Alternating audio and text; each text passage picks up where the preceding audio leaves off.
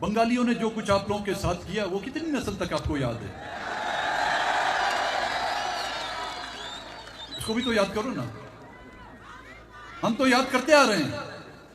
ہم تو پچھلے 75 سال سے آپ کی ہر ظلم و زیادتیوں کو جو ہے یاد کرتے آ رہے ہیں. ورائٹی پارک کو، لنداڑی کو، سب ہم کو یاد کرتے آ رہے ہیں. لیکن جنگ صاحب آپ لوگوں کو بھی یاد دلا دوں، دنیا کی جنگی تاریخ میں 90,000 فوجیوں نے جو اکٹھے ہتھیار نہیں ڈالے ہوئے جو آپ کی فوج نے ڈالے.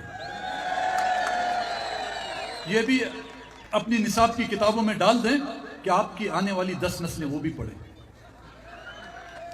اپنی نصاب کی کتابوں میں یہ بھی ڈال دیں کہ ان 90,000 فوجیوں کے نہ صرف ہتھیار بلکہ ان کی پتلونیں بھی آج دن تک وہاں پہ ٹانگی ہوئی ہیں. یہ بھی ان میں ڈال دیں. یہ بھی ان میں ڈال دیں کہ جنگ ہار چکے تھے لیکن آپ کے ٹیلی ویژن اور ریڈیو پہ خبریں آ رہی تھی کہ جی ہم نے پتہ نہیں کون کون سے ہندوستان کے جو علاقے فتح کر لیے.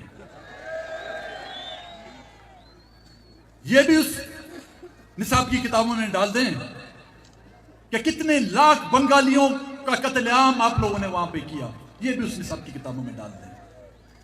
یہ بھی اس نصاب کی کتابوں میں ڈال دیں کہ آپ کی آنے والی 10 نسلیں یاد کریں اور اپنا سر فخر سے اوپر کریں کہ ہزاروں کی تعداد میں بنگالی عورتوں کی عصمت دری کرنے والے کوئی غیر مسلم نہیں تھے، آپ کی پاکستان کی مسلمان فوج تھی. یہ بھی اس نصاب کی کتاب میں ڈال دیں. اور کچھ سننا ہے تو جنرل صاحب کہو، ہم آپ کی اور بھی تاریخ دوران سے گریز نہیں کریں گے. اور تو اور وہ ان کا جو وزیر دفاع ہے وہ بھی ہم کو دھمکی دیتا ہے. وزیر دفاع کا مطلب سمجھتے ہیں آپ؟ کہ جو دفاع کرے. یہ فٹ بال کا گراؤنڈ ہے، یہاں پہ جو گول کی جو پوسٹ ہوتی ہے وہاں پہ گول کیپر اپنے گول کا دفاع کرتا ہے. اور بدبخت تم میں اتنی دفاع کی صلاحیت نہیں ہے جو فٹ بال کے گول کیپر میں جو ہے وہ صلاحیت ہو کہ وہ اپنے گول کا تحفظ کرے. جب کوئی فوج آئے گی سب سے پہلے تم بھاگو گے. تمہاری حیثیت وزیر دفاع کی جو ہے دفاع کی وہ اس گول کیپر سے بھی بہت کم کی ہے. وہ صرف توا ملنے کے لیے جو کالک ہے توے کی وہ ملنے کے لیے جو ہے تمہارے منہ پہ وہ کالک منتے ہیں تم اور تمہارے جو کابینہ کے جو اراکین ہیں جو سیاستدان ہیں. کام سب کچھ، منافع سب کچھ یہاں کی اسٹیبلشمنٹ کماتی ہے. نیک نامی ان کے کھاتے میں آتی ہے. منہ کی جو سیاہی ہے وہ تمہارے منہ پہ ملی جاتی ہے. وہ فورم بھی ہم نے آپ کا استعمال کر کے دیکھ لیا. اس سے بھی ہمیں مایوسی کے علاوہ کچھ نہیں ملا. ہم نے حکومتوں سے رابطے کیے، حکومتوں نے ہم سے معاہدات کیے کہ آپ کے مسنگ پرسنز کو ہم بازیاب کر کے لائیں گے. لیکن جو ضرورت تھی ان کی وہ جب پوری ہو گئی اور پھر پوچھتے ہیں کہ مسنگ پرسن کا مسئلہ کیا ہے. ہم نے ان جس کو کہتے ہیں کہ اسٹیبلشمنٹ، ہم نے دو ٹوک ان کے سامنے بھی اپنا موقف اور اپنا مدعا پیش کیا. اس سے بھی مایوسی اس لیے ہوئی کہ ان تمام معاملات کا، چاہے مسخ شدہ لاشیں ہیں، مسنگ پرسنز ہیں، بلوچستان میں ظلم و جبر ہے، زیادتیاں ہیں، ہمارے سائل اور وسائل پر قبضہ ہے، کیونکہ اس کی تمام ذمہ دار یہاں کی اسٹیبلشمنٹ، یہاں کی فوج اور یہاں کے وہ ادارے ہیں. کوئی شاید ان کا نام لیتے ہوئے کتراتا ہو یا خوف محسوس کرتا ہو ہماری بلا سے. لوگ ان کو نامعلوم کہتے ہیں لیکن ہمیں معلوم ہے کہ یہ نامعلوم کون ہے. اس میں کوئی شک نہیں کہ ہم ایک پارلیمانی اور جمہوری سیاست کرتے آ رہے ہیں اور اس جدوجہد سے ہمیں سوائے مایوسی کے علاوہ اور کچھ نہیں ملا. مگر اس کا یہ مطلب نہیں کہ ہم اپنی جدوجہد سے دستبردار ہو جائیں گے.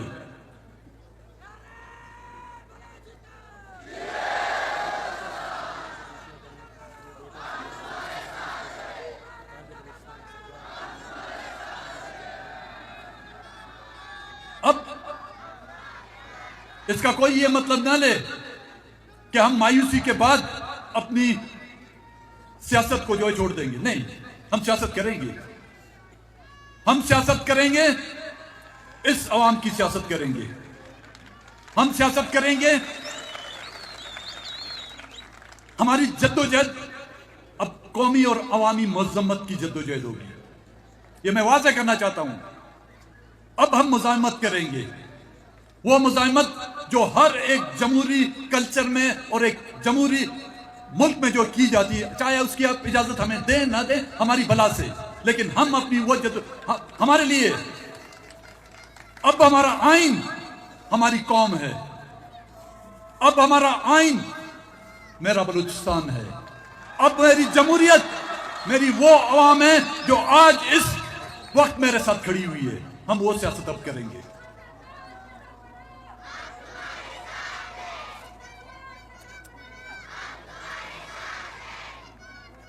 और हमें इस मकाम तक पहुंचाने वाला कोई और नहीं, और इसकी निशानदेही हम हर वक्त करते आ रहे हैं। हम उसकी निशानदेही हर वक्त करते आ रहे हैं कि हमें उस तरफ न धकेलो। अगर हम उस तरफ गए, हमारा तो अल्लाह ही हाफिज है, फिर तुम लोगों का पता नहीं कौन हाफिज होगा। वही हाफिज होगा जिसको तुमने बिल्ले लगाए। हमारा तो अल्लाह हाफिज है, तुम्हारा हाफिज तो फिर वही होगा जिसको तुमने जनरली के जो है तमगे लगाए हुए हैं।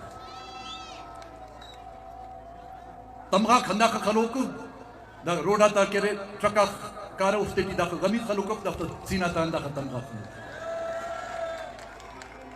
खबर अफ केरा जंग फतेह करे ने अजान मचे वक्फस अजान खत्म मरे।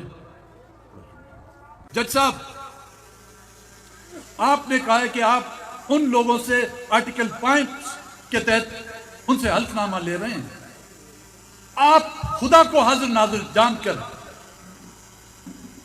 ये कसम उठाएं कि आप जो फैसला करते हैं वो इस मुल्क के आइन के तहत करते हैं। चीफ जस्टिस साहब बलूचिस्तान कर्जी पस्ता के उफ्ते Balochistan high court पावी the Balochistan न पिने कर्जे पस्ता, ये लायक नहीं है कि इनको मैं बलूचिस्तान का कोई नाम दूं। मैं उनसे पूछना चाहता हूं, आज दिन तक जो आपने फैसले किए हैं वो इस मुल्क के आइन और कानून के तहत किए हैं या फातिमा के भाई की सिफारिश पे किया आपने? चावरे फातिमा ना इल्म दे रहे पारे नोटा कह रहे मो अंबर ना फोटो होते पर फातिमा नहीं इल्म। आपने किसके मुताबिक वो फैसले किए? आपने खुद जो हल्फ लिया है, क्या आज दिन तक आपने उसकी पासदारी की है?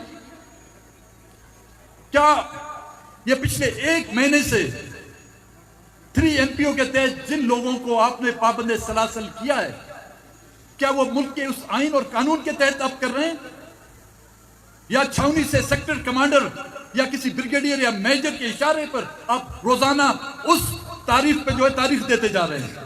इसकी कसम उठाकर मुझे बताएं कि आप वो फैसले मेरिट पे और हक को इंसाफ पे करते हैं या खौफ, डर या किसी लालच के तहत करते हैं? हमने वो उन अदालतों के दरवाजे खटखटाए, इंसा से दहशत गर्दी की अदालतों से लेकर session court, high court, supreme court तक हमने अपनी फरियादें सुनाई, वहां पे भी हमारी कोई सुनवाई नहीं हुई। हम लोगों ने पार्लियामेंट में गए, यही जो मिसिंग पर्सन का मसला है, मसकशुदा लाशों का जो मसला है, हम असेंबलियों में ले गए। क्या हुआ उसको? अगर 450 आपने वापस किए, हजारों की तादाद में आप और गायब करके ले गए।